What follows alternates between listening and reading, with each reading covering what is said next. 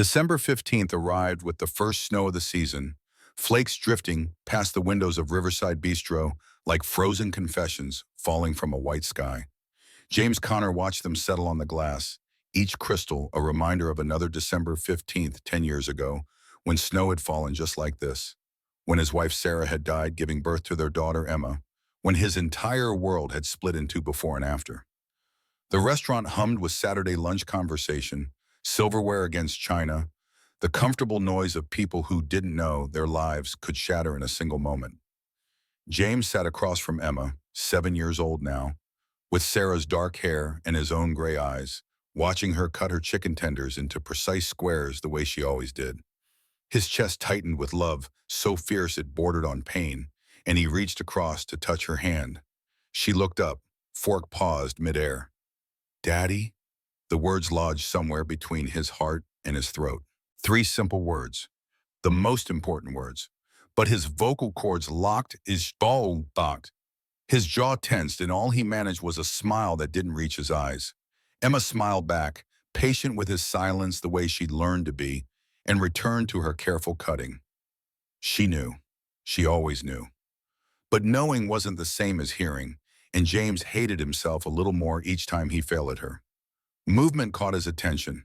A woman and a small girl approached the hostess stand, the mother's hand protective on her daughter's shoulder. The woman wore a faded blue dress under a threadbare coat, and something about the way she studied the menu sent recognition flooding through James's chest. He knew that look, the careful calculation of someone counting every dollar, weighing hunger against dignity, survival against pride. Her hands trembled slightly as she held the laminated menu, and James noticed paint stains on her fingertips, faded but permanent, the kind that spoke of clay and creation rather than walls and renovation. The little girl beside her couldn't have been more than 6, blonde curls escaping from a ponytail that had seen better days. Her coat hung too large on her small frame, clearly a donation box fine, and her shoes pinched at the toes where her feet had outgrown the leather. But it was her eyes that stopped James cold. They had found Emma's plate, locked onto those golden chicken tenders with an intensity that transcended ordinary hunger. Her small hands gripped the edge of the hostess stand, knuckles white, and the raw need in that gaze made something crack open in James's carefully constructed defenses. Emma noticed too. She lowered her voice to a whisper that still carried. "Daddy, why is that little girl looking at my food?" James touched the wedding ring he still wore on his left hand, a habit from moments when the past pressed too close. "Maybe she's hungry, sweetheart." The hostess returned to the woman with a menu, speaking low enough that James couldn't hear the exchange. But he watched the woman's face as she opened her purse, hands shaking now as she counted bills and change onto the podium. Quarters, dimes, a few crumpled dollars. The hostess's expression shifted from professional courtesy to uncomfortable pity, and she leaned down to whisper something. The woman's shoulders hunched inward, collapsing around some invisible wound, and her face flushed with the particular shame of not being enough. She stood abruptly, the movement sharp and final. Her hand found her daughter's, and she turned toward the door with the rigid posture of someone holding themselves together through sheer force of will. But the little girl turned back one last time, her eyes finding Emma's plate again, and the longing in that backward glance hit James like a physical blow. Frank Sullivan's voice echoed in his memory, rough and kind. "Don't let fear keep you frozen, son. Sarah wouldn't want that." James stood before conscious thought caught up with decision. "Stay here, honey." He moved through the restaurant, weaving between tables, reaching the entrance just as the woman pushed open the door. Cold air rushed in with a swirl of snowflakes. His voice came out rougher than intended. "Excuse me, wait, please." The woman froze, her back to him for a long moment before she turned. When she met his eyes, James saw walls so high and thick they might as well have been prison bars. This wasn't ordinary caution. This was someone who had learned to expect the worst from every kindness, every offered hand. He forced his voice softer. "I thought maybe you and your daughter might like to join us for lunch." "My daughter and I, we have plenty." The word came fast and sharp as a blade. "No," James raised his hands, palms out. "I didn't mean to offend. I said no." Her voice cracked on the second word, and something like pain flashed across her face before the walls slammed back into place. We don't need your charity." The little girl looked up at her mother, confused and still hungry, but the woman was already moving again, pulling her daughter through the door and out into the falling snow. James stood in the entrance, cold air washing over him, watching them disappear down the sidewalk. The door swung shut, sealing him back into the warm restaurant where conversations continued and people ate without counting the cost of every bite. When he returned to their table, Emma watched him with eyes too wise for 7 years old. "Is the little girl okay, Daddy?" James sat down heavily, appetite gone. "I hope so, sweetheart." But he knew better. He had worn that same expression once, standing outside a bakery with baby Emma strapped to his chest, counting coins that would never be enough. He remembered the weight of that moment, the crushing knowledge that he couldn't provide the most basic things for his child, the terror that someone would notice and take her away because he was failing at the most fundamental requirement of parenthood. 10 years ago, Frank Sullivan had found him washing Emma in a diner bathroom at 6 in the morning, living out of his car because he couldn't afford rent and daycare and food all at once. Frank had looked at him with understanding rather than pity and offered him a dishwashing job with hours that let him keep Emma close. No questions about his situation, no demands for gratitude, just respect wrapped in opportunity, dignity hidden inside a paycheck. Frank had said something that day that James had never forgotten. Real help doesn't make a man feel small. It just gives him room to stand up on his own. That woman in the faded blue dress needed room to stand, but she was too afraid to accept it, and James understood that too. When you've been burned by kindness that came with hidden prices, every offered hand looks like a trap. They finished lunch in relative silence, Emma stealing glances at him between bites. As they walked to the car, snow gathering on their shoulders, she tugged his hand. "Daddy, they were really hungry." James knelt to her level, snow soaking through his pants at the knees.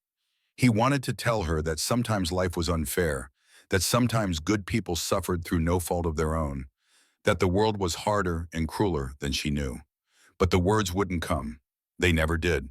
So he just pulled her close, pressing his face into her hair, and hoped she could feel what he couldn't say. That night, after Emma fell asleep, James sat in his office with a tumbler of whiskey he wouldn't drink and a photo album he opened too often. Sarah smiled up at him from glossy pages, pregnant and radiant in photos taken mere weeks before that December night. They had been so happy, so unprepared for tragedy. The doctors had given him a choice he couldn't make, and when he froze, unable to speak, they had made it for him. Emma lived, Sarah didn't, and James had been trapped in that moment of paralysis ever since, unable to voice the things that mattered most. He closed the album and pulled out his laptop, typing searches he'd run 100 times before. Riverside Community Center, homeless services, family assistance programs. He volunteered at the center twice a month, serving meals and sorting donations, but he'd never found the right opportunity to truly pay forward what Frank had given him. Frank had died 2 years ago from a heart attack, collapsing behind the register of his diner on a Tuesday morning. His last words to James, spoken the week before at their final lunch together, still echoed. "Don't waste your life being afraid to feel things. That's not living. That's just existing." James had promised to do better. He hadn't kept that promise. But maybe that woman in the blue dress was his chance. He searched for hours, cross-referencing donation records from the community center with school registrations in the area, looking for any thread that might lead him back to her. It was invasive, probably crossing ethical lines, but desperation made people reckless. Finally, he found a possibility. A community center director mentioned in a local news article about art therapy programs for homeless families, saying they had a regular visitor who brought her daughter to the park next door every afternoon.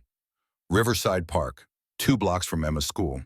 James closed his laptop and stared out his office window at the snow still falling in the darkness. Tomorrow was Sunday, but Monday would bring a new chance, a patient approach. No pressure, no demands, just presence. The way Frank had offered him quiet dignity 10 years ago, James could offer this woman the same thing, if she'd let him. The weekend crawled past with torturous slowness. Sunday brought more snow and a restlessness James couldn't shake. Emma noticed, asking 3 times if he was okay, and each time he nodded and failed to say what he was feeling. They built a snowman in the backyard, Emma's laughter bright against the white landscape, and James tried to be present in the moment instead of already living in Monday's uncertainty. That evening, Emma brought him a drawing she'd made. Two stick figures holding hands, one small and one large, with a yellow sun overhead. She had written in careful letters, "Daddy and me." James stared at it, throat closing around words that wouldn't come. Emma waited, patient and expectant, and he knew what she wanted to hear. Three simple words. But his jaw locked, his chest tightened, and all he could do was pull her into a hug and hope she understood. She hugged him back, her small arms fierce around his neck. "It's okay, Daddy. I know you do." The fact that she had to know instead of hear made James want to put his fist through the wall. But Emma pulled back, smiling, and kissed his cheek before running off to brush her teeth. James sat alone with her drawing, that crude representation of their incomplete family, and made himself a promise. He would learn to speak again. Somehow, for Emma, for himself, for the man Frank had believed he could be. Monday morning arrived with clear skies and bitter cold, the kind of December chill that made breath visible and skin ache. James dropped Emma at school, then drove to Riverside Park instead of his office. The park was nearly empty, just a few joggers and dog walkers braving the cold. He parked and walked to a bench with a clear view of the playground, far enough away to not be threatening but close enough to notice, and waited. An hour passed. 2. James answered emails on his phone, made calls to clients, managed his business from a frozen park bench like some kind of corporate stalker. He knew how it looked, knew if anyone asked what he was doing, he'd have no good answer. But something Frank had taught him refused to let go. When you see someone who needs help and you have the means to give it, you don't walk away just because it's uncomfortable. At 11:30, they appeared. The woman and her daughter walked into the park from the south entrance. The little girl bundled in that too large coat, the woman carrying a plastic grocery bag. They moved to a spot near the creek that ran through the park's center, a small stretch of ground sheltered by bare trees. The woman spread a thin blanket on the frozen ground, and the little girl sat down immediately, pulling something from the bag. James stayed where he was, far enough away to not intrude. He watched them for 15 minutes, saw the easy affection between mother and daughter, the way the woman smoothed her daughter's hair, and the girl leaned into her touch. They were doing something together, hands moving in tandem, but James couldn't make out what from this distance. He came back Tuesday. Same time, same bench. The woman noticed him this time, her body stiffening when she spotted him across the park. She kept herself between James and her daughter, protective and wary, but didn't leave. Progress, maybe. Or just determination not to be driven from their spot. Wednesday, he brought Emma after school. They sat on his usual bench, and Emma immediately spotted the other little girl across the park. "Daddy, that's her, from the restaurant." James put a hand on Emma's shoulder. "I know, sweetheart, but we're going to stay here and give them space, okay? Sometimes people need time before they're ready for help." Emma frowned but nodded, swinging her legs under the bench. 20 minutes later, though, curiosity won. She hopped down and ran toward the playground, ignoring James's call. He stood to follow, but Emma wasn't heading for the swings. She was heading for the creek, where the woman and her daughter sat with their hands covered in mud. James's heart hammered as he approached, slow and careful, keeping his distance. Close enough now, he finally saw what they were doing. Sculpting. The little girl had created a small figurine, crude but recognizable as a person, and the woman was helping her add details. More figurines sat on the blanket beside them, a whole collection of mud sculptures drying in the cold air. Emma crouched down a few feet away, watching with fascination. "What are you making?" The little girl looked at her mother for permission before answering. "People. Mama's teaching me." The woman's hands stilled, and James saw them clearly now. Artist's hands, calloused fingertips from working with clay, stains that would never fully wash away, movements that spoke of muscle memory and trained skill. She wasn't just passing time. She was creating, even with nothing but mud and determination. Emma pointed to one of the figurines. "That one's really good. The arms are hard, right?" The little girl nodded enthusiastically. "The arms always break." Emma dug into her coat pocket and pulled out a stick she'd collected earlier. "You could use this. Make the arms stronger inside before you add the mud around it." The little girl's face lit up. She looked at her mother again, and this time the woman's expression had shifted slightly, walls lowering just a fraction. She nodded, and her daughter took the stick from Emma, immediately applying it to her next sculpture. James stayed back, giving them space, but the woman's eyes found his. They stared at each other across 10 feet of frozen ground, and he saw her recalculating, reassessing. His daughter was kind. That meant something. Emma chatted with the little girl for a few more minutes, then ran back to James. Her name is Lily, Daddy, and her mama makes beautiful things. They walked back to their bench, and James sat down with his heart still racing. Emma settled beside him, content to watch Lily from a distance now. The woman hadn't left, hadn't run. That was something. Thursday brought freezing rain, and James didn't go to the park. Friday the weather cleared, and he returned to find them already there. This time, the woman didn't stiffen when she saw him. She just watched him settle onto his bench, then returned her attention to Lily. The following Monday, something changed. James arrived to find the bench already occupied by the woman. She sat on one end, Lily playing nearby, and when James approached, she didn't move. He hesitated, then sat on the opposite end, leaving 3 feet of space between them. Neither spoke. Lily played on the swings. James pulled out a book he'd brought for exactly this purpose, making himself a non-threatening presence. The woman drew in a small sketchbook, her hand moving with quick, confident strokes. 30 minutes passed in silence. Then Lily ran over, breathless and pink-cheeked.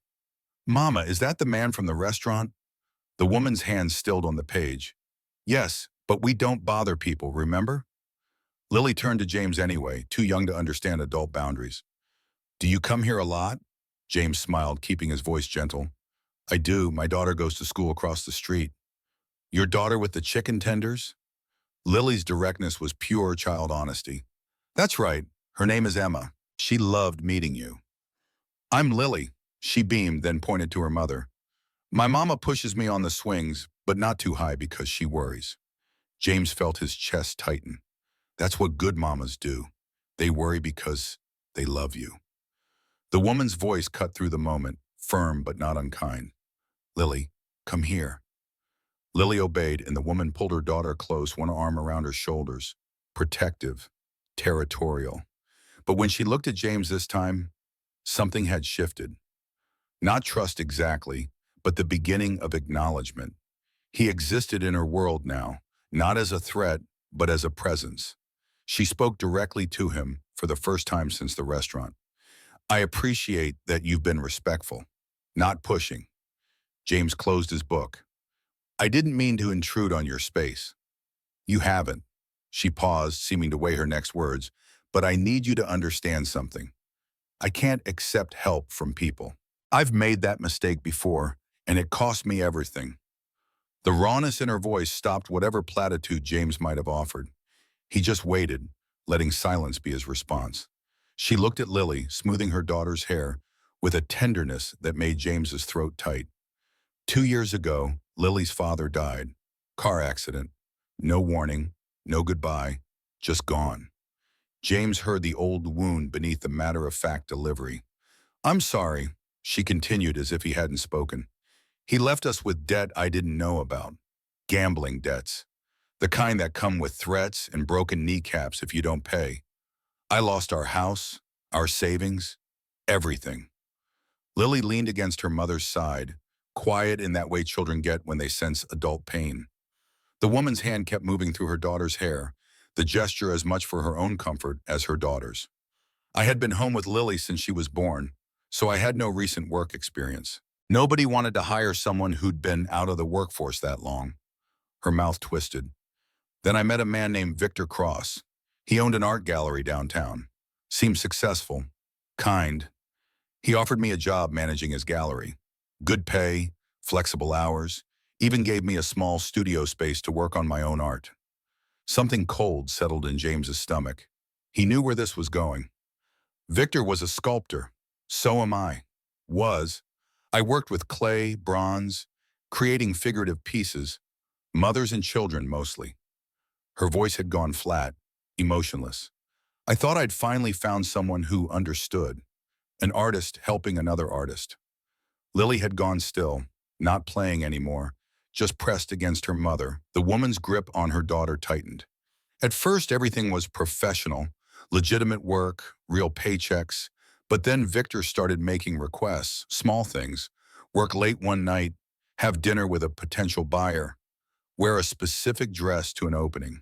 Her voice dropped. Every request came with a reminder of how much he'd done for me, how grateful I should be. James felt rage building in his chest, hot and righteous, but he kept his expression neutral. Pushing now would shut her down. After 3 months, he called me to the studio late one night, said he needed help with a piece before a morning showing. I went because I needed the paycheck, needed to keep the small apartment I'd finally managed to rent. She stopped, swallowing hard. When I got there, he was drunk, aggressive, told me I owed him, that he'd given me everything and it was time to show my appreciation. Her hand was shaking now, but her voice stayed steady. He tried to force himself on me. I fought back with a clay knife, cut him across the arm, and ran. Got out of there and never went back. Lily made a small sound, and her mother immediately softened, pressing a kiss to her daughter's head. It's okay, baby. Mama's okay. But she wasn't okay. That much was obvious in every rigid line of her body, every careful word. Victor filed a police report, said I attacked him without cause, that I was unstable and violent. He had money, connections, reputation. I had nothing. The report stood. She looked at James directly, eyes bright with unshed tears. Then he made sure I couldn't work anywhere. Called every gallery, every art supply store, every place I applied. Spread rumors that I was dangerous, that I'd made false accusations. His network blacklisted me. James's hands were fists in his lap. He forced them open, forced his breathing steady. We lost the apartment, spent 6 months in a homeless shelter before I found work under the table at a laundromat. $7 an hour cash. It's not enough, but it's something. And at least I don't owe anyone anything. She turned to face him fully, and the pain in her expression was devastating. So when you offered to help at the restaurant, all I could think was, what's the price? What will you want from me when I can't refuse? Because that's how it works. Nobody helps for free. There's always a teneta. The words hung between them, heavy and brutal.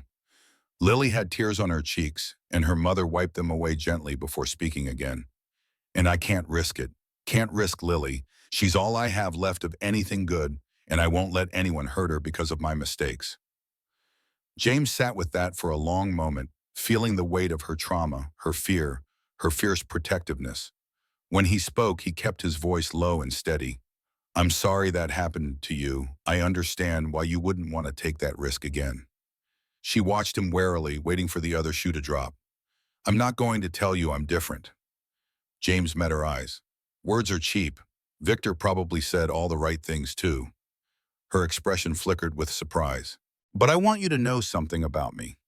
He turned the wedding ring on his finger, a nervous habit from moments of honesty. 10 years ago, I was where you are. Single father, no job, sleeping in my car with my baby daughter because I couldn't afford rent. Her eyes widened slightly. My wife died giving birth to Emma. Childbirth complications, emergency C-section. The doctors gave me a choice. Save my wife or save my baby. His throat tightened, but he forced the words out. I froze, couldn't speak, couldn't decide. So they decided for me. Emma lived. Sarah didn't. The woman's defensive posture softened, just slightly. After Sarah died, I couldn't function. Lost my chum, lost our apartment. Ended up living in my car with a newborn, terrified every single day that someone would see us and take Emma away because I was failing her. The memory still had teeth. I was where you are, desperate, afraid, broken. Lily had stopped crying, listening with the intense focus children bring to adult confessions. A restaurant owner named Frank Sullivan found me washing Emma in his diner bathroom at 6 in the morning. He didn't call social services. He didn't offer charity. He gave me a dishwashing job with fair wages and hours that let me keep Emma with me. Treated me like a man capable of building his own future, not a charity case. The woman's hands had stilled on Lily's hair. Frank died 2 years ago, but before he did, he told me something I've never forgotten. He said, "Real help doesn't make a man small. It just gives him room to stand up on his own." James paused. Then he said, "When you're in a position to help someone else, do it. Not because you want something back, because it's the right thing to do. That's how you pay me back." The woman was crying now, silent tears tracking down her cheeks. "How do I know you're not just better at the game than Victor?" "You don't." James didn't look away. "You can't know. Trust has to be built through actions, not words. So I'm not asking you to trust me now." "Then what are you asking?" "I'm asking you to consider the possibility that there might be another way. A way forward that doesn't involve being trapped or owned or owing anyone anything." She wiped her eyes roughly. "What kind of way?" James pulled a business card from his wallet, held it out but didn't move closer. "I own a consulting firm, Connor Design. We help businesses rebuild after they've failed, turn around struggling companies, redesign their operations, give them a second chance." She stared at the card but didn't take it. "I need someone for administrative work, scheduling, client correspondence, managing files. It's real work with real responsibilities." He set the card on the bench between them. "But I also noticed your hands. You're an artist." Her breath caught. "Sometimes we need design concepts for client presentations. Sketches, visual mock-ups, three-dimensional models. If you have that skill, it could be part of the job." He stood slowly, giving her space. "I'm offering you an interview, not charity. You'd have to earn the position by being good at it. But if you are, then it's just employment, a contract, a paycheck, nothing more." She was shaking her head, but her eyes had locked onto that business card. "Why would you do this?" "Because Frank did it for me." James said it simply. "Because I remember what it feels like to be one bad day away from losing everything. Because Lily deserves more than counting pennies, and you deserve to not have to do it." He started to walk away, then turned back. "Frank told me something else before he died. He said, 'Don't let fear keep you frozen, son. That's not living. That's just existing.'" James looked at the woman directly, hoping she could hear what he was really saying. "I'm still learning what that means. Maybe you are too." He left the card on the bench and walked away, heart pounding harder than any business deal had ever made it. This felt more important, more real. Behind him he heard nothing, but he didn't look back. She needed time, space, the dignity of making her own choice without pressure. 3 days passed with no call. James went about his business, managing clients, reviewing proposals, sitting through meetings. But his mind kept returning to that bench, to the woman whose name he still didn't know, to Lily's bright smile and her mother's guarded eyes. On the fourth day, his office phone rang. The receptionist's voice came through the intercom. "Mr. Connor, there's a Rachel Morrison on line 2. She says you met at the park." James's hand was shaking as he picked up the phone. "This is James Connor." "Mr. Connor, this is Rachel Morrison. We met at the park." Her voice was formal, careful. "I'd like to schedule an interview if the position is still available." Relief flooded through him so strongly he had to sit down. "It is. When would work for you?" They settled on Monday morning, 10 o'clock. Rachel thanked him and hung up quickly, as if afraid she might change her mind if she stayed on the line too long. James sat at his desk for a long time after, staring at nothing. Frank's voice echoed in his memory. "When you see someone who needs help, don't walk away just because it's uncomfortable." He hadn't walked away, and neither had she. Monday morning, Rachel arrived 15 minutes early. James watched through his office window as she approached the building, Lily in tow. Rachel wore a carefully pressed dress that had seen better days, and she carried a folder that he assumed held her resume. Her hair was pulled back severely, every gesture tight with nervous energy. The receptionist buzzed him.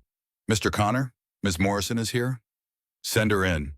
Rachel appeared in his doorway, Lily holding her hand.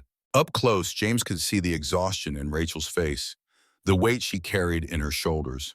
But her eyes were sharp, intelligent, assessing everything. "Mr. Connor, thank you for seeing me." She gestured to Lily. "I'm sorry, I couldn't find childcare on short notice. If you'd prefer to reschedule..." "It's fine," James smiled at Lily. "Hi, Lily. Do you remember Emma?" Lily nodded shyly. James pointed to a corner of his office where he kept toys for the occasional times Emma visited. There are some books and puzzles over there if you'd like to play while your mom and I talk. Lily looked at Rachel for permission, received a nod, and went to explore. Rachel watched her daughter settle before turning her full attention to James, and he saw her shift into professional mode, walls up but determination showing through. Please sit, James gestured to the chair across from his desk. Rachel sat, folder in her lap, hands gripping it tightly. I brought my resume. It's not very current, but let's start with something else. James leaned forward. Tell me about your art. What did you create? The question clearly surprised her. Her hands loosened slightly on the folder. I worked in clay primarily, figurative sculpture. I tried to capture, she paused, searching for words, connection, the unspoken things between people. Mostly I focused on mothers and children, the physical intimacy of that bond. Her hands moved as she talked, muscle memory taking over. James watched those artists' hands shape invisible forms in the air, and something in his chest tightened. I had a small gallery showing 2 years ago, 12 pieces, bronze and clay. They sold out the first night. Pride crept into her voice before she caught herself. That was before everything fell apart. Do you have photos? A portfolio? Her face fell. Victor destroyed everything. My sculptures, my molds, my photographs, all of it. Yet James absorbed that violence, that targeted destruction of someone's life work. Then tell me about a piece you'd create if you could. Right now, anything you wanted. Rachel's eyes went distant, seeing something only she could envision. There's a sculpture I've been dreaming about for 2 years. A woman emerging from a cracked shell. Not like a bird, more like breaking through ice. Her hands are reaching up toward light, and there's a child below her, already free, pulling her up. What's it called? Rebirth. She said it without hesitation, and James heard longing in that single word. That's extraordinary. He meant it. Now let's talk about the practical stuff. Have you worked with scheduling software, client databases? They spent the next 30 minutes going through standard interview questions. Rachel answered thoughtfully, her intelligence evident despite the employment gaps. She had worked as a gallery manager before Lily was born, managed budgets and client relationships, organized exhibitions. The skills were transferable. James pulled out a work sample he'd prepared. Here's a realistic scenario. 5 clients need meetings this week. These are their availability windows and geographic locations. Schedule them efficiently. Rachel studied the paper, borrowed his pen, and worked through the problem with quick, methodical precision. She finished in under 10 minutes with a solution that was better than the one James's last assistant had produced. This is good. James set the paper aside. Very good. Rachel's shoulders relaxed incrementally. I need to be honest with you about something. James folded his hands on his desk. This isn't just an administrative position. We do occasionally need design work for client presentations, visual concepts, sometimes 3-dimensional mock-ups. If you're interested, that could be part of your responsibilities. You want me to create again? Her voice was barely a whisper. If you want to, no pressure. But we have a small studio space on the 3rd floor that's not being used. Basic supplies, good light. It's yours if you want it. Tears gathered in Rachel's eyes. Why would you give me that? Because artists need space to create, and because you deserve to have your voice back. James pulled out a contract he'd drawn up the night before. Here's what I'm offering. $45,000 a year, 3-month probationary period during which either of us can terminate with 1 week's notice.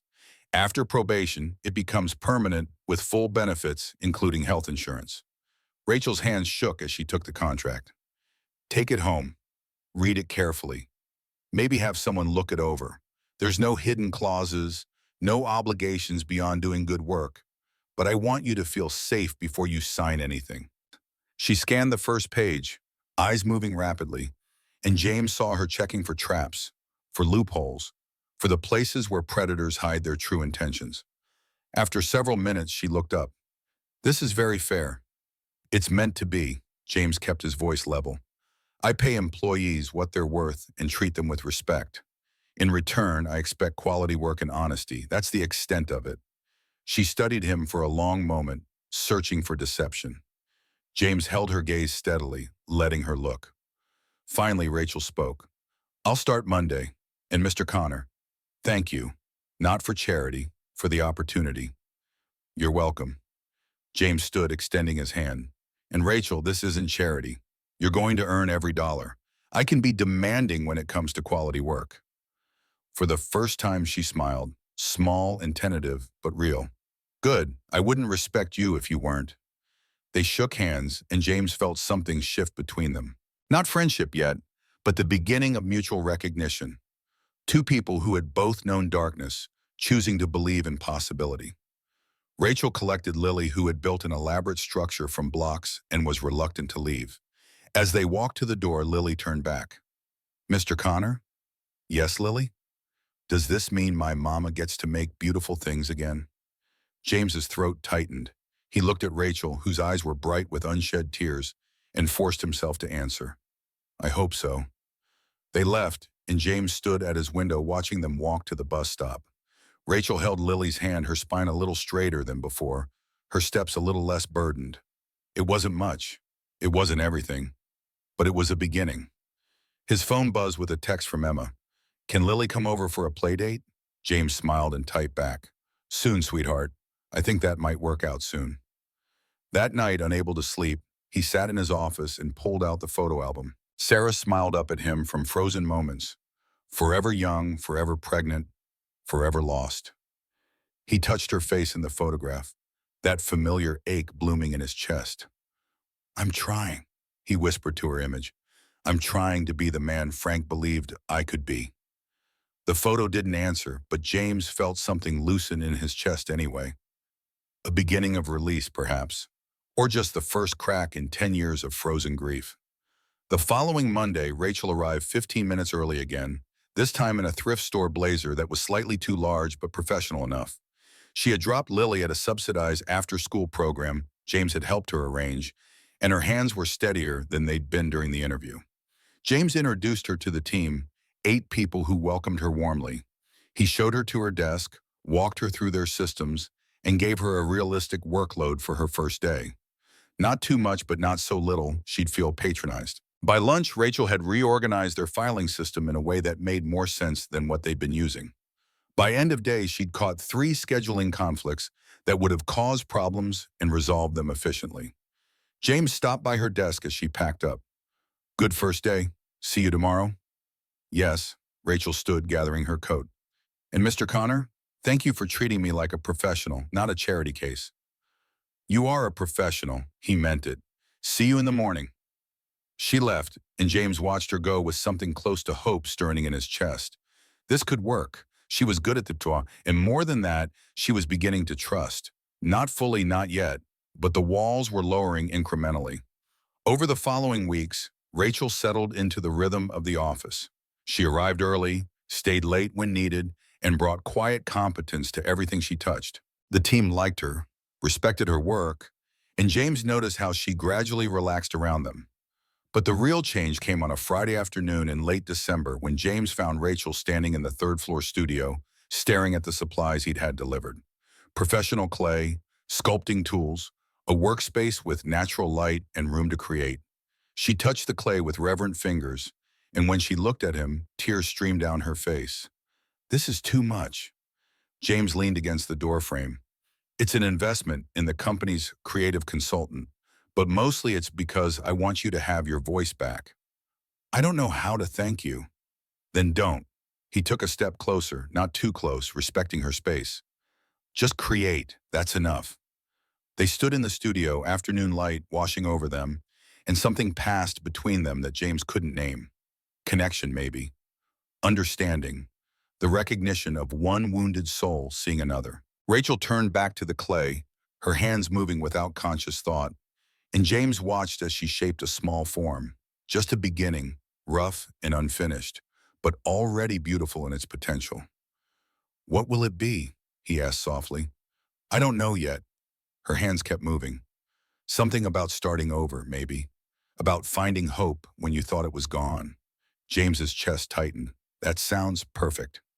He left her there, creating in the golden afternoon light, and returned to his office feeling lighter than he had in months. maybe years. Frank would have been proud. Sarah would have been too. That evening, his phone rang as he was packing to leave. Unknown number. He answered anyway. James Connor. Heavy breathing on the other end, then a voice smooth as poison.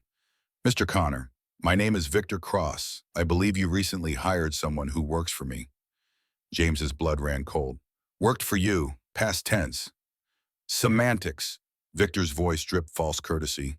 I'm calling as a professional courtesy to warn you. Rachel Morrison is unstable, dangerous. She attacked me with a weapon and has made several false accusations. I have documentation, if you'd like to see it. I know what happened. James kept his voice level. And I know exactly who you are. Silence on the other end, calculating. Then you're making a mistake, Mr. Connor. A costly one. Rachel has a pattern of manipulating kind-hearted employers and then turning on them when they don't give her what she wants. I tried to help her. She tried to destroy me. We're done here. Wait, Victor's voice sharpened. I'm trying to save you from making a terrible mistake. That woman is poison. She'll ruin your business, your reputation, everything. I'm offering you a chance to cut ties before she hurts you too. James's grip on the phone tightened. Victor, I'm going to say this once. Rachel Morrison is an exceptional employee and a talented artist. She's also a survivor of your assault and harassment. I know what you did to her. I know about the false police report. I know about the blacklist. You know nothing. I know enough. James's voice went cold. And I know that if you come near her, if you contact her, if you so much as breathe in her direction, I will make it my personal mission to expose every allegation against you. Because Rachel isn't your only victim, is she? The silence that followed was thick with rage. You're making a very dangerous enemy, Mr. Connor. No, you made an enemy the moment you hurt someone I care about. James ended the call before Victor could respond. His hands were shaking. He sat down heavily, heart racing, and tried to breathe through the adrenaline. Victor knew where Rachel worked. Victor was already positioning himself to destroy her again. James pulled up Rachel's number, but his thumb hovered over the call button. It was nearly 7 at night. She was probably home with Lily, maybe finally relaxing, maybe for the first time in months feeling safe. Calling her now would shatter that fragile peace. Tomorrow, he'd tell her tomorrow. And together, they'd figure out how to stop Victor before he could hurt her again. But as James sat alone in his darkening office staring at his phone, he couldn't shake the feeling that the real fight was just beginning. The morning after Victor's call, James arrived at the office before dawn, exhaustion written in the shadows under his eyes. He'd spent the night rehearsing how to tell Rachel that her predator had found her, that the safety she'd barely begun to trust was already compromised. Every version of that conversation ended with her walking away, and James couldn't stomach the thought of watching her disappear back into survival mode. Rachel appeared at 8:30 sharp, color in her cheeks from the cold walk, something almost resembling peace in her expression. She'd been working on a sculpture in the third-floor studio during lunch breaks, and James had noticed how the creative work was softening edges she'd kept razor-sharp for protection. Seeing her now, knowing what he had to destroy, made his throat close around words that needed saying. He was still working up the courage when his receptionist buzzed at 10:15. Mr. Connor, Victor Cross is here for his 10:30 appointment. The world tilted sideways. James stared at his phone, trying to process how Victor had an appointment when James had never made one. Then understanding hit like a fist to the gut. Victor had scheduled this weeks ago, back when James had been considering his consulting proposal, back before Rachel walked into his life and made the choice obvious. Through his office window, James watched Rachel at her desk freeze, color draining from her face as she stared at the reception area. Her hands went still on her keyboard, and even from this distance, James could see her stop breathing. Victor appeared in the waiting area, expensive suit and predator's smile, and his eyes found Rachel immediately.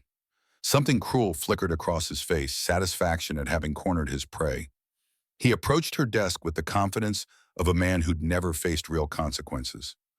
Rachel, his voice carried false warmth. What a delightful surprise. Rachel stood on unsteady legs, and James was already moving, crossing his office in 3 strides. But Victor kept talking, volume calculated to carry. I had no idea you'd found employment here. Small world. He glanced at James approaching. James, wonderful to see you. I believe you've met my former assistant. The word assistant carried weight, implying ownership, implying things that made James's hands curl into fists. Rachel's face had gone blank. That defensive emptiness of someone who'd learned to disappear inside themselves when threatened. James positioned himself between Victor and Rachel. Victor, I wasn't expecting you. We have a 10:30 appointment to finalize the gallery redesign contract. Victor's eyebrows raised in polite confusion, but his eyes were calculating. Unless there's been some miscommunication. There's been no miscommunication. I'm declining the project. Victor's expression shifted, edges sharpening beneath the veneer of courtesy. May I ask why? We had an agreement in principle. Circumstances changed. I see. Victor's gaze slid past James to Rachel, who stood rigid as stone. Does this have anything to do with Ms. Morrison? Because I feel obligated to warn you, as one businessman to another, that she has a history of making unfortunate allegations against employers who try to help her. Rachel flinched, and James felt rage flood hot through his veins. What I know about Rachel's history is that she survived your assault and your systematic destruction of her career. James kept his voice level through sheer force of will. What I know about you is that you're a predator who uses power to hurt vulnerable women. So no, Victor, we won't be doing business, now or ever. The mask cracked completely, Victor's face contorting with barely contained fury. You are making a serious mistake. I have documentation, police reports, witnesses who will testify to her instability. If you choose to believe her lies over my reputation, your reputation is built on silencing victims. James took a step forward. I'm not interested in being part of that machinery. You need to leave. Victor's hands clenched, and for a moment James thought he might actually witness the violence Rachel had described. But Victor was too smart for that, too practiced at maintaining his public face. He smoothed his expression back into something resembling civility. Your choice, Mr. Connor. But when she turns on you the way she turned on me, remember that I tried to warn you. He left without waiting for response, and the office fell into uncomfortable silence. Other employees had witnessed the exchange, faces varying degrees of shocked and curious. Rachel stood frozen at her desk, arms wrapped around herself, breathing too fast and too shallow. James touched her elbow gently. Rachel, come with me. She followed mechanically into his office, and he closed the door behind them. The moment privacy settled, she started shaking, hands trembling so violently she had to grip the chair back to stay upright. He found me. He found me, and now he's going to destroy this too. Her voice came out high and strained. He'll tell everyone I'm crazy, that I attacked him, that you made a mistake hiring me. He'll ruin your business, your reputation, everything, and it's my fault for thinking I could have anything good. Rachel, stop. James moved closer but didn't touch her, giving her space to breathe. Victor can't hurt you here.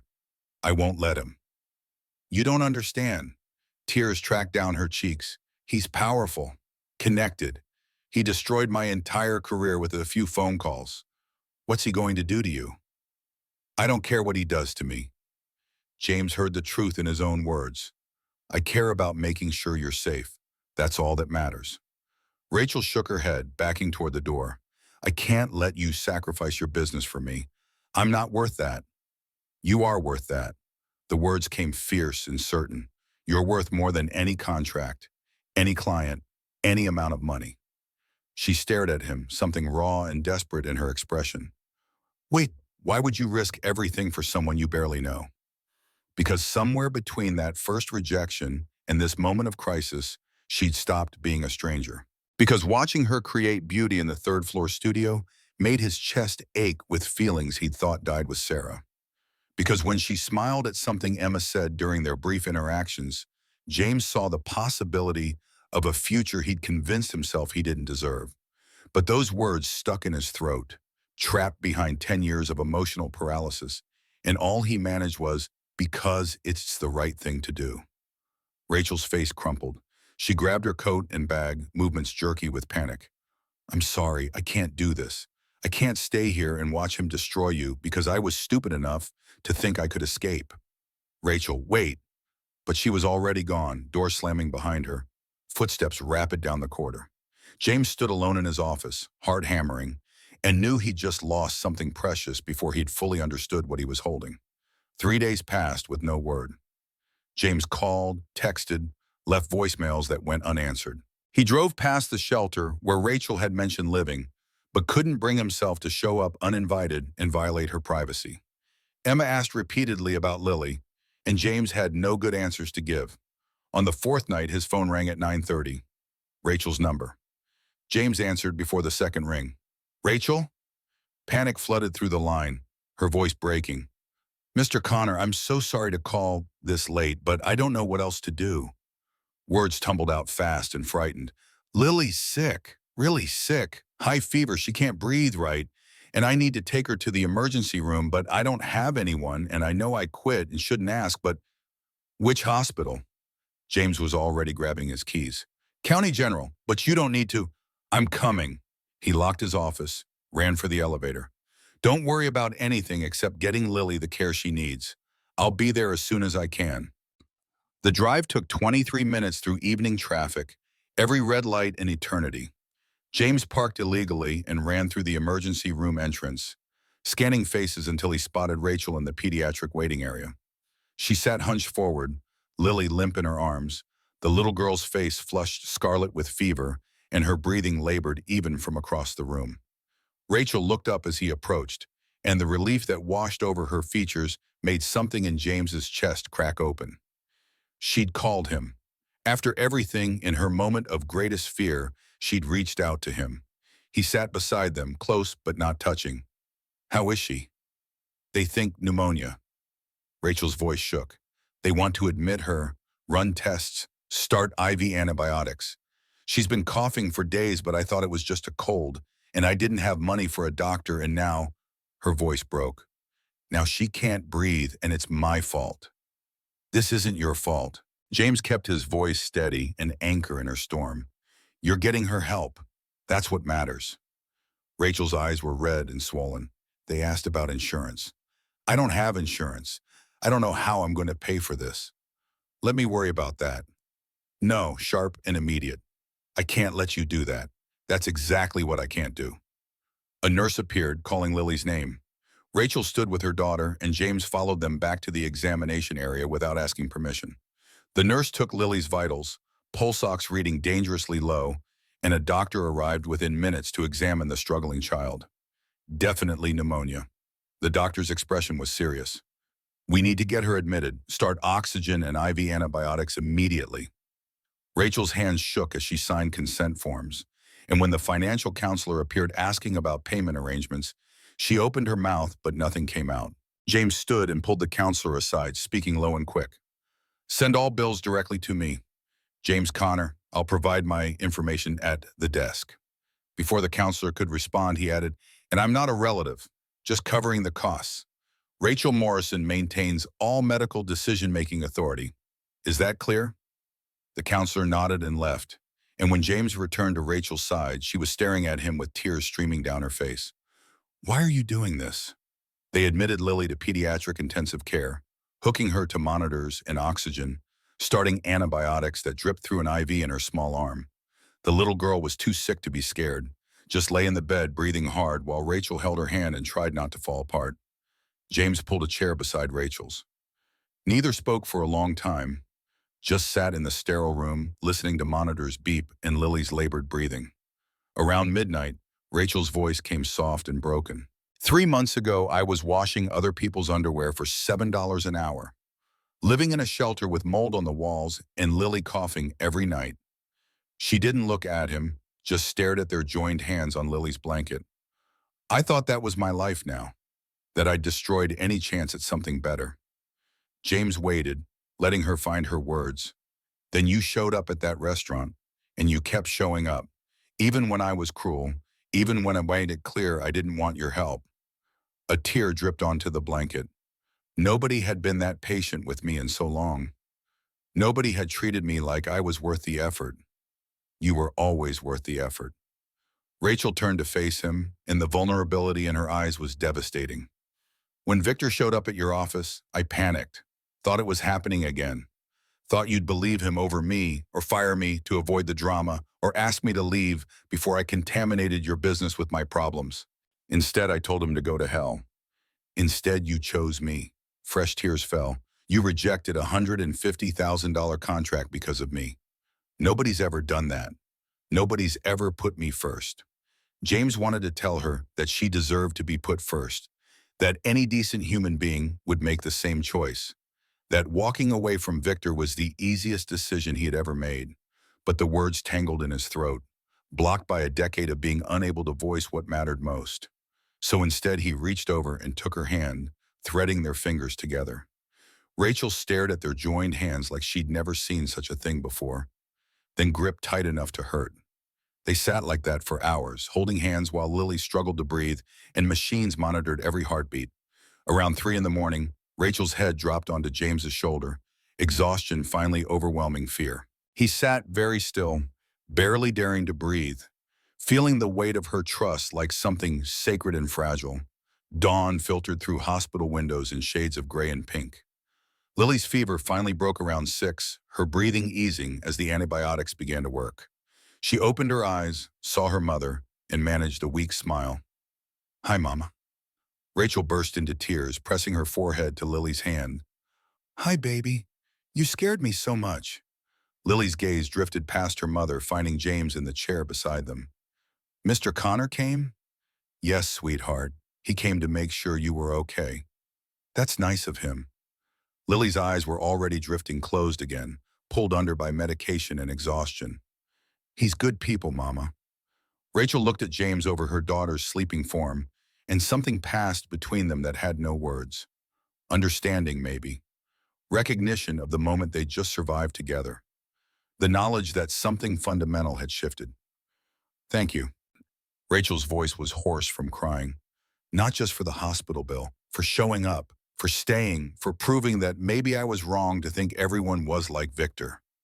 James's throat was too tight to speak, so he just squeezed her hand. Rachel squeezed back, and they sat in the growing light, watching Lily breathe easier, both of them exhausted and relieved and changed. Over the next 3 days, Lily recovered quickly under the careful attention of hospital staff. Rachel barely left her daughter's side, and James brought her meals and changes of clothes, sat with her during the long evening hours when fear crept back in. Emma visited twice, bringing drawings and stuffed animals, sitting on Lily's bed and making her laugh despite the oxygen tubes. The second evening, while the girls watched a movie together, Rachel and James stood in the hallway drinking terrible coffee from the vending machine. Rachel had showered that morning for the first time in days, borrowed clothes from a donation box, and looked marginally less destroyed. The shelter called. She stared into her coffee cup. "There's a mold problem. Buildings being evacuated for repairs. Minimum 2 weeks. They're trying to place people in other shelters, but with Lily just getting out of the hospital." She trailed off, the implications clear. James didn't hesitate. "I have a guest house. 2 bedrooms, fully furnished. You and Lily can stay there until you find something permanent." Rachel's walls started going up immediately. "James, I can't. It's sitting empty, has been for months." He kept his voice matter of fact, giving her room to preserve dignity. "Lily needs to recover in a clean, stable environment. This isn't charity, it's just practical. Everything with you is practical." But her voice held something almost like affection. "The bow, the studio, the hospital bills, all just practical, right?" James met her eyes. "Would you believe me if I said it was more than that?" The question hung between them, heavy with implications neither was ready to fully examine. Rachel looked away first, but color had risen in her cheeks. "I'll stay until Lily's better. Then we'll find our own place." Fair enough. They moved into the guest house 2 days later, Lily discharged with strict instructions about rest and follow-up appointments. The house was small but beautiful, far nicer than anything Rachel had lived in since David died. She stood in the doorway trying not to cry while Lily ran from room to room, squealing with delight at having her own bedroom. Emma appeared within minutes, pulling Lily toward the main house with promises of cookies and her collection of stuffed animals. Rachel started to protest, but James touched her elbow. Let them play. You need rest too. Rachel looked up at him, standing close enough in the doorway that he could see gold flecks in her brown eyes.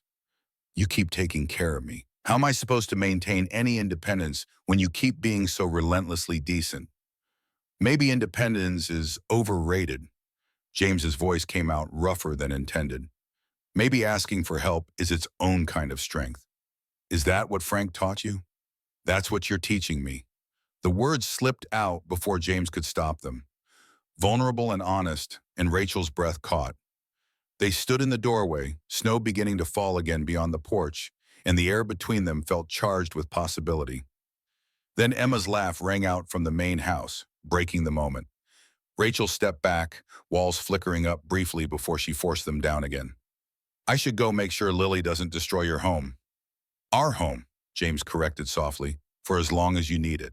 That evening, Rachel and Lily joined them for dinner in the main house. James cooked pasta while Emma set the table with exaggerated care, determined to make their guests feel welcome. Lily was still weak but improving, eating slowly and leaning against her mother between bites. The conversation flowed easier than James expected, Emma chattering about school and Lily adding quiet observations, Rachel gradually relaxing into the domestic normalcy. After dinner, the girls disappeared to Emma's room, and Rachel insisted on helping with dishes. They worked side by side at the sink, Rachel washing while James dried, and the silence between them felt comfortable rather than awkward. Rachel's hands moved efficiently through soapy water, and James found himself watching the way light caught on soap bubbles, the way Rachel's profile softened when she smiled at something from the other room. Can I ask you something? Rachel didn't look at him, kept her focus on the plate she was scrubbing. Anything. Why can't you say certain things? Emma mentioned once that you have trouble with... She trailed off, searching for diplomatic phrasing. With words that matter. James set down the dish towel, leaning against the counter. With feelings, especially the important ones. Rachel finally looked at him, curiosity and compassion mixing in her expression. When Sarah was dying, the doctors gave me a choice. Save her or save Emma. The memory still had teeth after 10 years. And I froze, opened my mouth and nothing came out. I couldn't speak, couldn't decide, just stood there like a coward while my wife died. James, that's not cowardice. That's trauma. Maybe, but ever since, whenever I try to say something that really matters, my throat closes up. The words just stop. He looked away, shame burning hot. Emma asked me 2 months ago if I loved her, and I couldn't answer, couldn't say the 3 words she needed to hear. What kind of father does that make me? Rachel set down the plate she'd been washing, dried her hands, and turned to face him fully. The kind who shows his daughter every single day through his actions.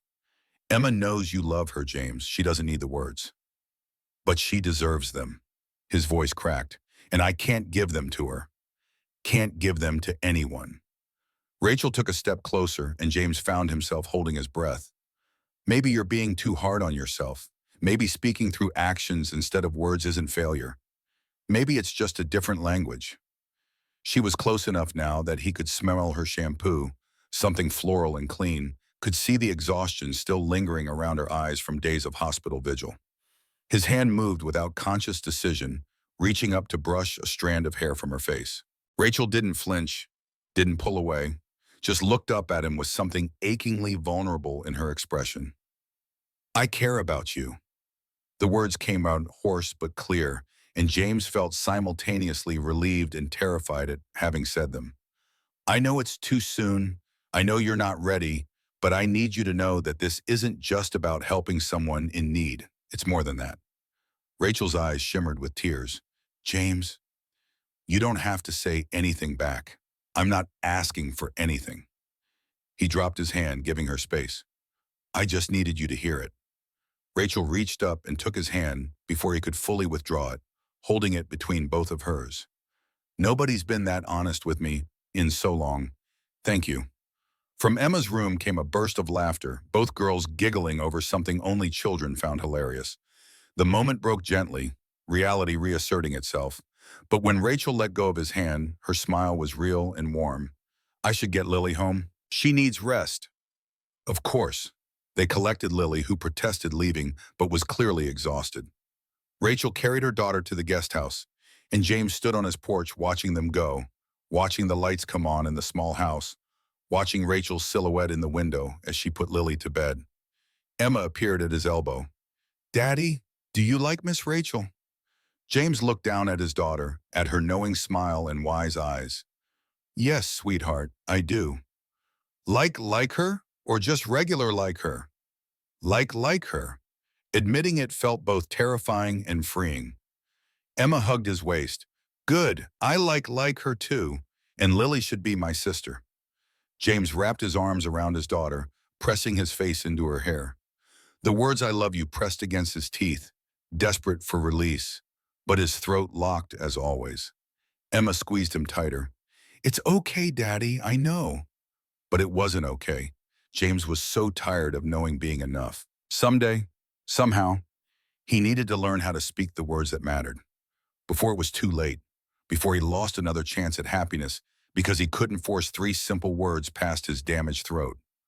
That night, lying in bed unable to sleep, James's phone buzzed with an email. Unknown sender. He opened it with dread coiling in his gut. The email contained no message, just attachments. Police reports with Rachel's name highlighted, photos of Victor with visible bruising, court documents showing restraining order applications that had been denied, a systematic collection of documentation designed to paint Rachel as unstable and dangerous. The sender address was generic, untraceable, but James knew exactly who had sent it. He deleted the email without reading beyond the first document.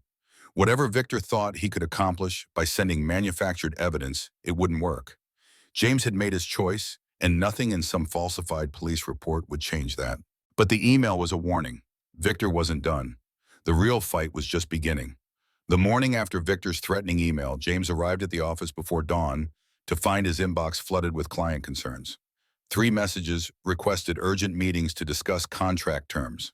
By 9:30, the first cancellation came through. A manufacturing redesign project worth $40,000, terminated with polite corporate language that barely masked the real message. Someone had been making calls.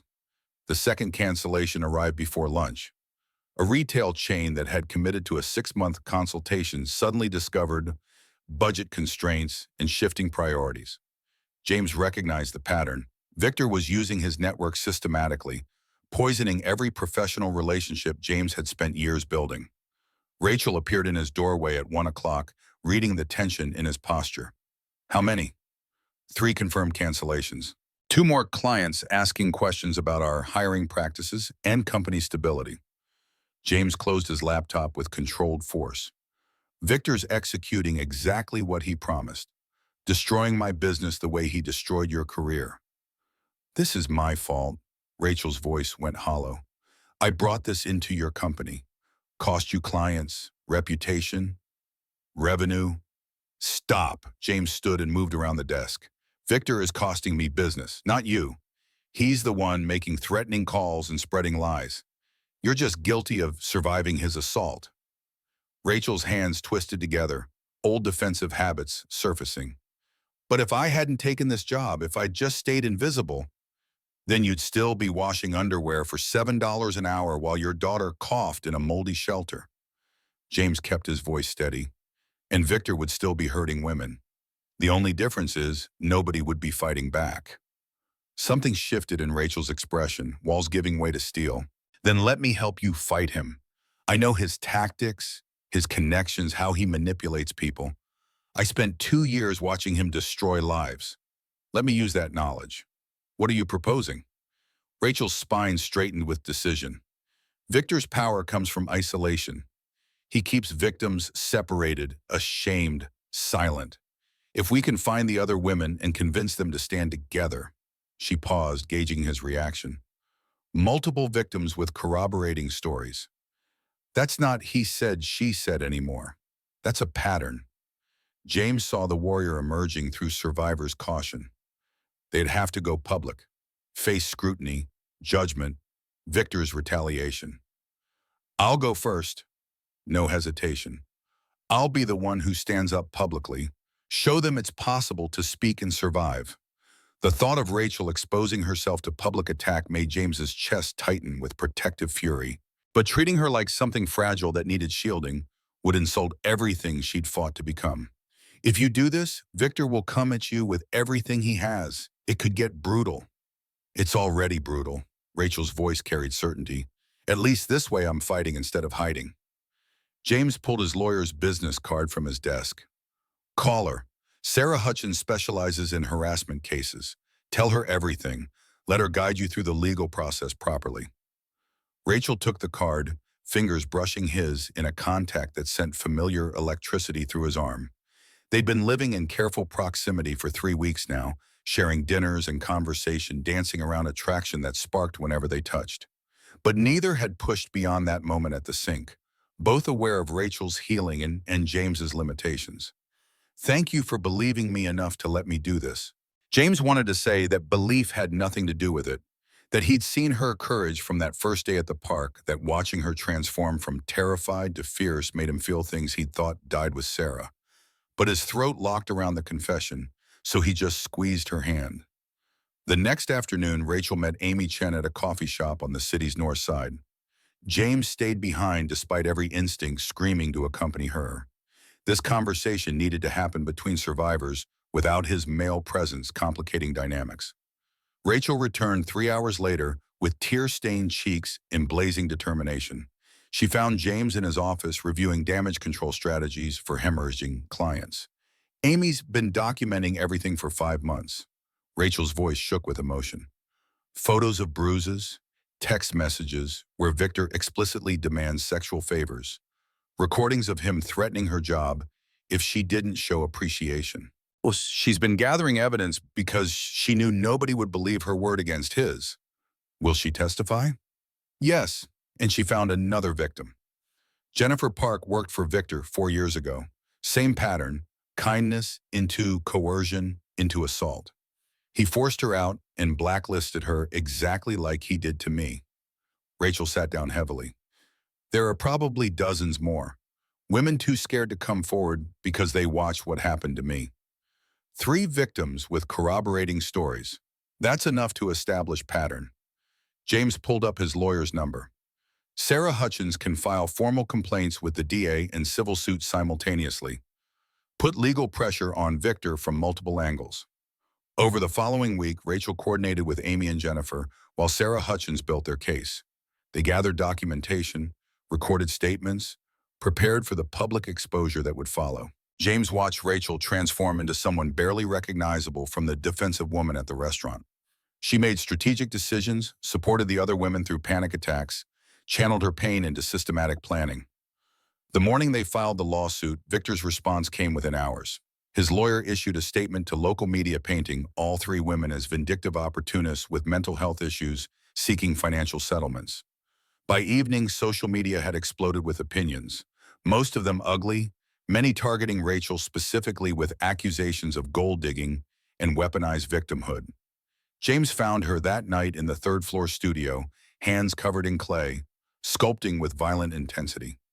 She created a figure struggling against wire bonds, the metaphor painfully obvious. The comments are worse than I expected. Her hands kept moving, shaping anguish into form. People calling me liar, whore, saying I should be arrested for false accusations. Strangers who know nothing about what happened, deciding I'm the villain. James wanted to track down every hateful commenter and force them to understand what Rachel had survived, what courage speaking required. Instead, he positioned himself beside her workspace, steady presence in her storm. Frank used to say other people's opinions are just noise. The only voice that matters is the one telling you who you are. He kept his tone gentle. Who are you, Rachel? Her hands stilled in wet clay. I'm someone who refuses to stay silent while predators hurt people. Then the noise doesn't matter. She looked at him, tears cutting through clay dust on her cheeks. How do you always know what I need to hear? I don't. The admission came rough.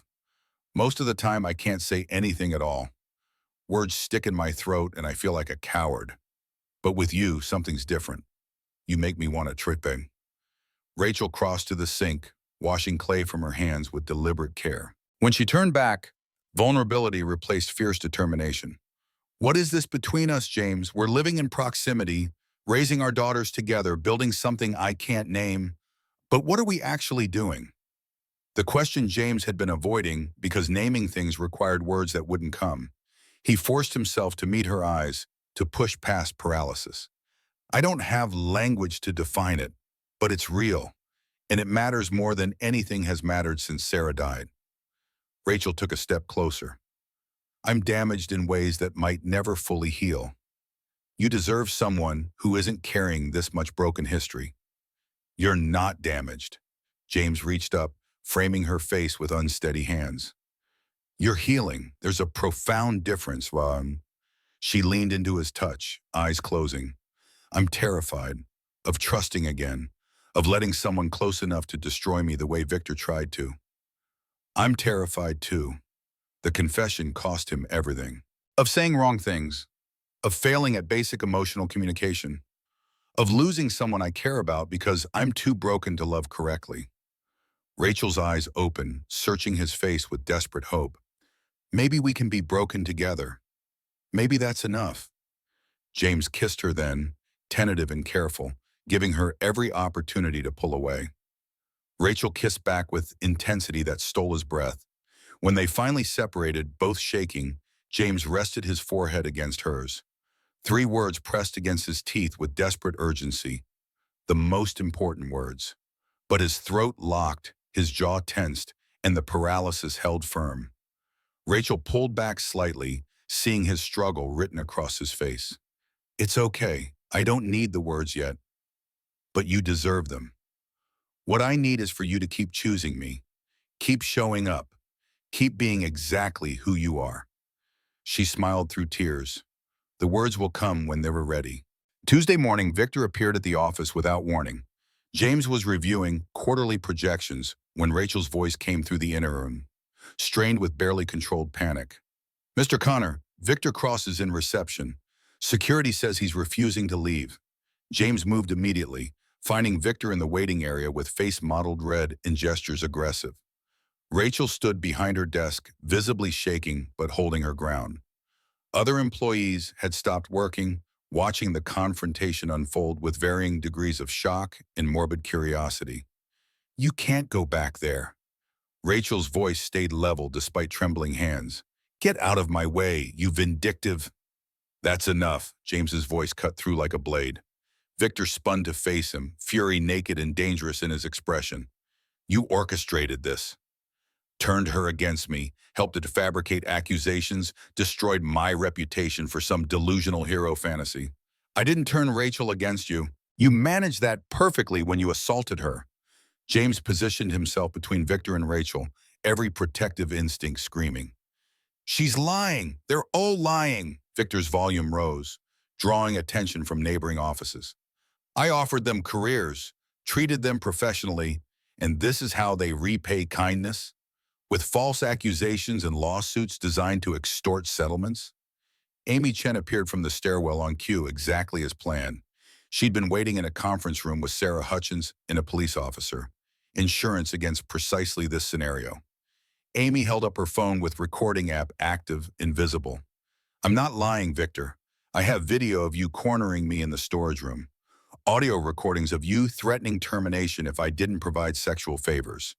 Text messages where you explicitly demand I show gratitude for employment. Victor's face drained of color. You can't use those. That's illegal recording without consent. Sarah Hutchins stepped forward with lawyer's calm precision. Actually, it's completely legal in this state. Single-party consent laws mean Amy had every right to document workplace harassment. Victor looked between Amy, Rachel, the lawyer, and the uniformed officer with dawning understanding. He'd walked directly into a trap, and his carefully constructed defenses were disintegrating in real time. This is an ambush. This is accountability. Rachel's voice carried across reception with strength James had never heard from her. You spent years hurting vulnerable women and using power to silence us. But we're not silent anymore. We're not isolated. And your power was always an illusion. The police officer moved forward with practiced authority. Mr. Cross, we have questions regarding multiple harassment complaints filed with the district attorney. You can answer them here or accompany us to the station. Victor's composure shattered completely. He lunged toward Rachel with hands reaching and face twisted in rage. James intercepted his trajectory with body and momentum, shoving Victor backward before he could make contact. Security guards materialized instantly, restraining Victor before he could attempt another assault. You'll regret this, all of you. Victor struggled against restraining hands, all pretense of civility abandoned. I have lawyers, connections, resources. You have nothing. Rachel's voice cut through his threats with devastating calm. You only ever had power because we were afraid. But fear loses its grip when you face it directly. The officer read Victor his rights while security escorted him from the building. In the aftermath, the office fell into shocked silence. Rachel stood behind her desk with hands gripping the edge to stop their shaking, face pale but eyes blazing with fierce triumph. James wanted to pull her into his arms and hold her until the trembling stopped. Instead, he just stood beside her, steady presence, letting her own this moment of victory without diminishing it with protective gestures. I did it. Rachel's voice barely qualified as a whisper. I looked him in the face and didn't back down. You were extraordinary. The trial happened with surprising speed. Victor's lawyer tried arguing consent and misunderstanding, but Amy's recordings were devastating. Her phone captured Victor explicitly demanding sexual favors in exchange for continued employment. Jennifer's testimony corroborated the pattern. Rachel's hospital records from a panic attack after the assault provided medical documentation. The jury deliberated 4 hours. Guilty on 3 counts of sexual harassment and 1 count of attempted sexual assault. The judge's sentencing was uncompromising. 18 months in prison, 5 years probation after release, mandatory registration as a sex offender, and restraining orders prohibiting contact with all 3 victims. Standing outside the courthouse after sentencing, Rachel read a prepared statement to assembled media. Her voice stayed steady, carrying across the courthouse steps with conviction that came from surviving hell and refusing to stay silent. This verdict isn't just about one predator facing consequences. It's about survivors learning our voices matter, about refusing to let fear and shame silence truth. She paused, meeting cameras directly. If my story helps even one person find courage to speak up, then every brutal moment was worth surviving. James watched her address reporters with the confidence of someone who'd discovered her own strength, and pride swelled so fierce in his chest he struggled to breathe. This was the woman he loved, not the frightened shell from the restaurant, not the defensive employee from her first day, but this fierce warrior who transformed pain into power and refused to let trauma define her limits. That night, they celebrated quietly at home. Emma and Lily had convinced them to order pizza and marathon Disney movies, and the 4 of them sprawled across the living room floor, surrounded by cushions and blankets. Halfway through the second film, both girls fell asleep tangled together, and James carried Emma to her room while Rachel settled Lily in the guest house. When Rachel returned, James had poured wine and stood on the back porch watching March snowfall.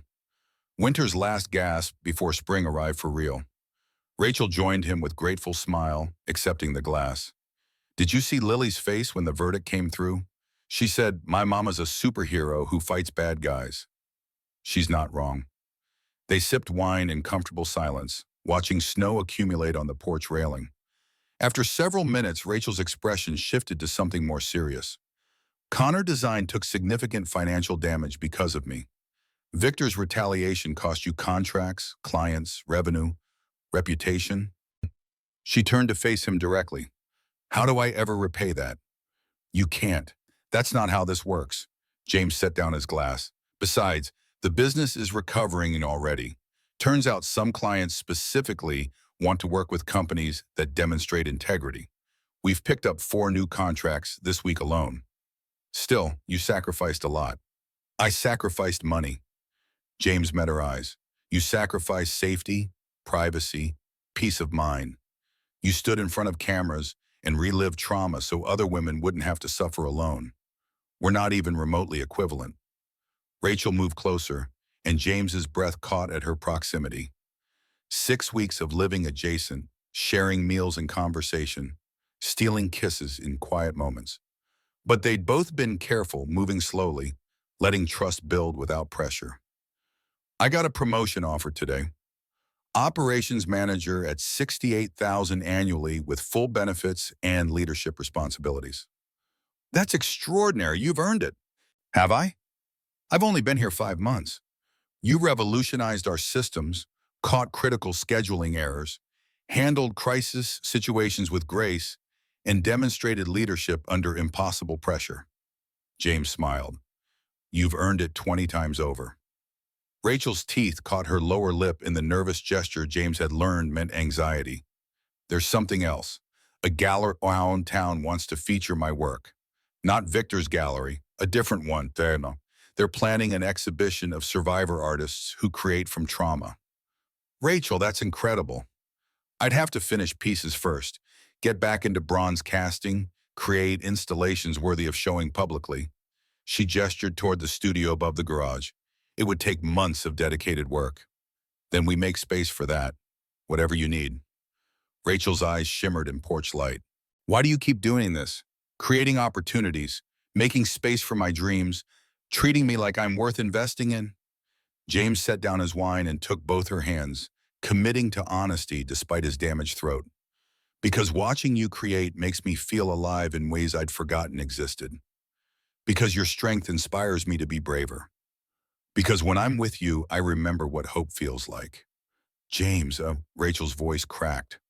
I'm terrible at this, at words and feelings and expressing things that actually matter.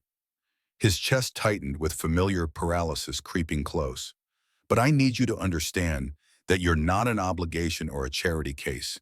The words lodged in his throat exactly as they always did, trapped behind a decade of emotional lockdown. He tried again, jaw working, nothing emerging. Frustration burned hot and helpless in his chest. Rachel touched his face with infinite gentleness. Show me instead. You don't need words. James pulled her close and kissed her with everything he couldn't articulate. All the fear and hope and desperate affection poured into the contact, and Rachel kissed back with matching intensity. When they finally separated, both breathing hard, James rested his forehead against hers. I hate this, being unable to say what matters most, failing at the simplest emotional communication. You're not failing. Rachel's fingers traced his jaw. You show me every day through actions. That's its own language. Someday I want to actually say it. Then we'll work towards someday, together. The months that followed brought healing in accumulated layers. Rachel accepted the promotion and proved herself exceptional at leadership, managing teams with the same fierce competence she'd shown fighting Victor. She spent evenings in the studio creating pieces for the gallery show, bronze figures emerging from chaos, breaking through barriers, reaching toward light that had seemed unreachable. Emma and Lily became the sisters neither had been born with, but both deserved. They did homework sprawled across the living room floor, built elaborate blanket forts, choreographed dance routines to pop songs. Having Lily around softened something in Emma, brought out nurturing instincts, and James marveled at his daughter's capacity for love. One evening in early June, James found himself alone with Emma while Rachel took Lily to a follow-up pediatrician appointment. They sat at the kitchen table working through multiplication problems, and Emma suddenly set down her pencil with 7-year-old directness. Daddy, are you going to marry Miss Rachel? The question caught James completely off guard. Would you want me to? Obviously, then Lily would be my real sister instead of just my best friend, and we could all be a family forever. Emma's enthusiasm was pure and uncomplicated. Plus, Miss Rachel makes you smile more. You were really sad for a long time before she came. James's throat tightened. I didn't realize you noticed. I always noticed. Emma's voice went soft with wisdom beyond her years. After Mama died, you stopped laughing. You did all the parent things, but you seemed far away. With Miss Rachel, you are here again. The observation hit harder than expected. James had believed he'd been present for Emma, that his actions compensated for emotional distance. But children perceived more than adults gave them credit for. Do you think Mama would be okay with me loving someone else? Emma didn't hesitate. Mama would want you to be happy. That's what love does. It wants the other person to be happy, even if you can't be there yourself. The wisdom in those words, spoken by a child who'd never known her mother, made James's chest ache. When did you become so smart? I've always been smart. You just notice more now. Emma grinned and returned to her homework, leaving James to process the truth his daughter had delivered so casually. That night, sleepless and restless, James went to his office and pulled out the photo album he'd avoided for months. Sarah smiled up at him from frozen moments, forever young and hopeful.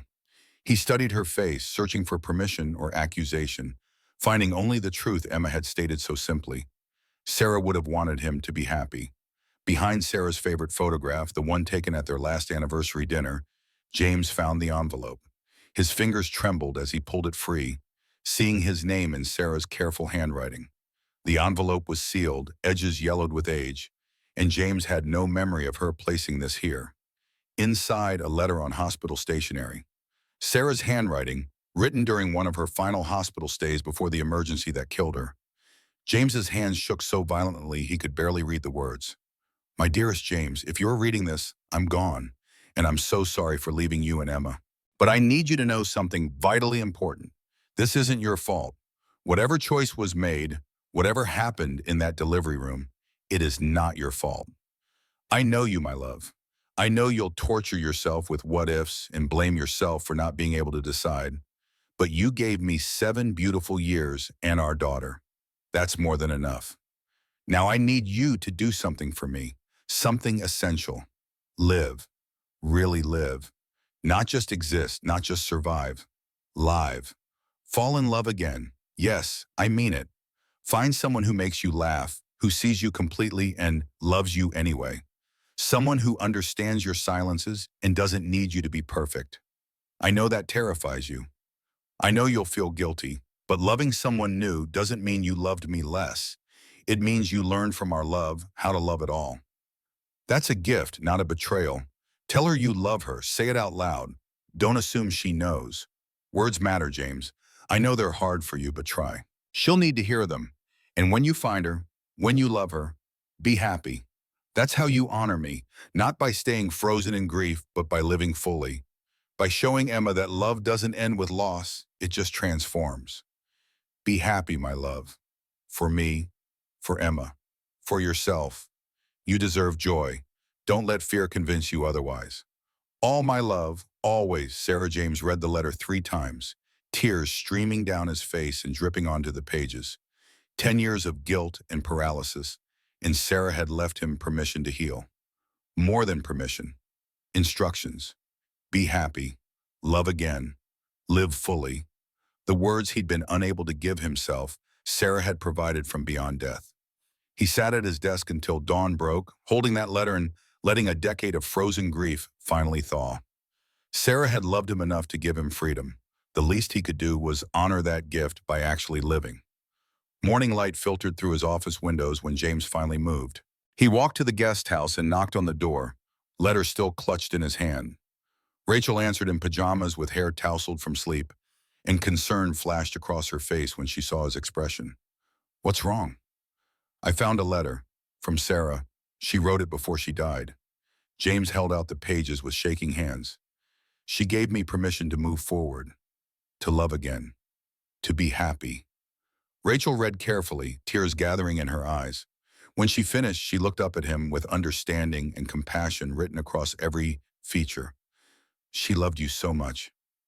She told me to be happy, to find someone new, to not feel guilty about moving forward. James took Rachel's hands. I've been carrying guilt for 10 years, guilt for not being able to decide, for surviving when she didn't, for wanting to move forward while she stayed frozen in the past. But Sarah was giving me permission all along. What changed? Everything. You changed everything. James pulled her closer. For 10 years, I thought healing meant forgetting. But you taught me that healing means integrating loss and choosing joy anyway. That surviving trauma doesn't require staying trapped in it. Rachel's hands came up to frame his face. James, are you saying, I love you? The words came rough but clear, breaking through a decade of paralysis. I love you, Rachel Morrison. I love your courage and your art and the way you make impossible things feel achievable. I love how you parent Lily and how patient you are with Emma and how you've taught me to be brave enough to try. Rachel was crying now, and James realized he was too. He kept talking, words pouring out like a broken dam releasing pressure.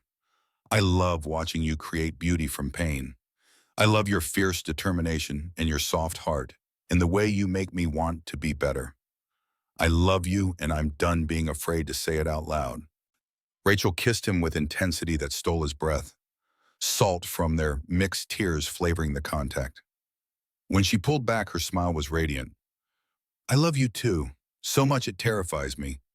But maybe being scared is worth it when the person you love is worth the risk. Marry me, James said it simply, no hesitation or doubt. Not because you need rescuing or because it's practical. Because I want to build a life with you. Because Lily should be Emma's sister legally and you should be my wife and we should stop pretending we're not already a family in everything but name. Rachel laughed through tears. That's the worst proposal I've ever heard. Is that a yes? Of course it's a yes, you impossible man. Yes, I'll marry you. They stood on the guest house porch as dawn broke over the snow-dusted yard, holding each other and laughing and planning futures neither had dared imagine a year ago. Inside, Lily would be waking soon. In the main house, Emma would be starting her day. Their family, broken pieces that somehow fit together into something whole and beautiful. The wedding was small and perfect, held at Riverside Park under autumn leaves with close friends as witnesses. Emma and Lily served as flower girls in matching dresses, holding hands and giggling through the ceremony. Frank's widow attended, crying happy tears and telling James that Frank would have been so proud of the man he'd become. Rachel wore a simple ivory dress and carried wildflowers, and James managed his vows without freezing even once. I love you, Rachel Connor. You taught me to speak again, to feel again, to believe I deserved happiness. I promise to say it every day for the rest of our lives. December 15th arrived exactly 1 year after that first snow-filled encounter at Riverside Bistro. James made reservations at the restaurant where everything had begun, and they dressed formally, all four of them, and drove through falling snow to close the circle. The hostess seated them at the same table where James had first noticed Rachel and Lily. Snow fell past the windows in fat flakes, identical to a year ago, and James touched the wedding rings he now wore, his own alongside Sarah's, symbols of loves that didn't compete but coexisted. Emma and Lily were chattering about school when movement caught James's attention. A young woman with a small boy approached the hostess stand, and James watched her study the menu with familiar calculation.